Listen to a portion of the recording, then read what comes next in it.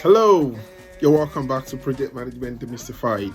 Right, so this is episode 15 of our Agile Project Management series, focusing on the role of a Scrum Master. We're down to episode 15. Wow. So when I started, I wasn't expecting that it would run up to 15 episodes. So today I was thinking to pick up another event or ceremony. Agile event or ceremony. So I'll speak about sprint review. So now I've touched on daily stand-up previously, and then I've also touched on sprint retrospective. So let's talk about sprint review. I'll try to bring it to life. So the sprint review is one of the events, as you all know. The purpose of the sprint review, the way I view the sprint review is like a life proving session. So when you build software or you build a house, so let's use the software example. Say I build a software that would allow people to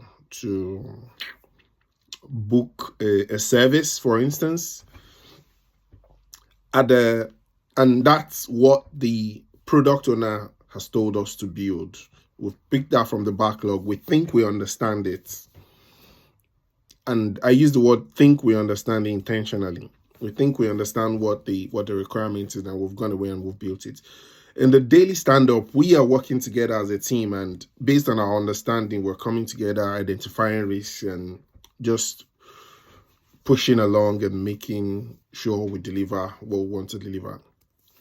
So depending on the length of the sprint, if it's 2 weeks, at the end of 2 weeks, we're coming together to review what has been built. So say maybe the product owner or representative of the product management team could be there, and then they want to see what has been built. So I called it a life proving session because we will be showcasing what we have built and getting feedback from customers. Even if it's not a software, say it is a house that we've built, for instance, someone will be coming to inspect the house at the sprint review, or maybe showing a video or demo of how the house that has been built.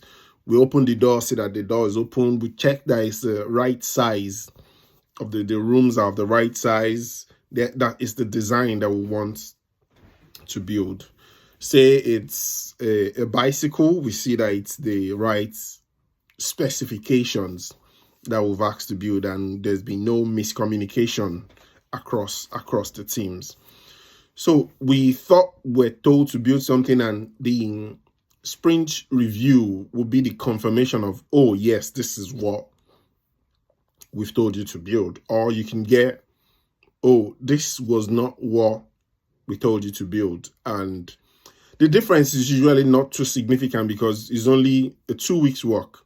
So changes can be made easily. Changes can be made easily compared to, I don't like to compare traditional project management or waterfall and agile project management because they both have their pros and cons. But in a traditional world, we would have done planning for months and maybe years for massive projects, and then it is when we're building on those planning that and at the end of the planning or thereabout that we identify these. So rather than identify something after 2 years, we're identifying it after 2 weeks or 3 weeks, depending on the length of the sprint. So that's where the difference is. We get constant feedback from the people that we use the system, or the people that we use the product or the service that we're building. I hope that helps. So it's not a demo session per se, though we can demo. It is not a PowerPoint pack session, depending on what you're building. So if you're developing a pack that will be used for something, yes, so you can come and show what has been developed so that stakeholders can give feedback. Say, for instance, I'm developing an article. Say I'm in the news sector, and I'm developing an article. So I've worked on that article with my team for 2 weeks, and at the end of 2 weeks, I come with the article to share with the teams with the stakeholders or product owner that this is what has been developed, and I can get feedback on that. I hope that makes sense. So maybe I'll just leave it there for today, and then I'll see you on the other side. Cheers. Bye-bye.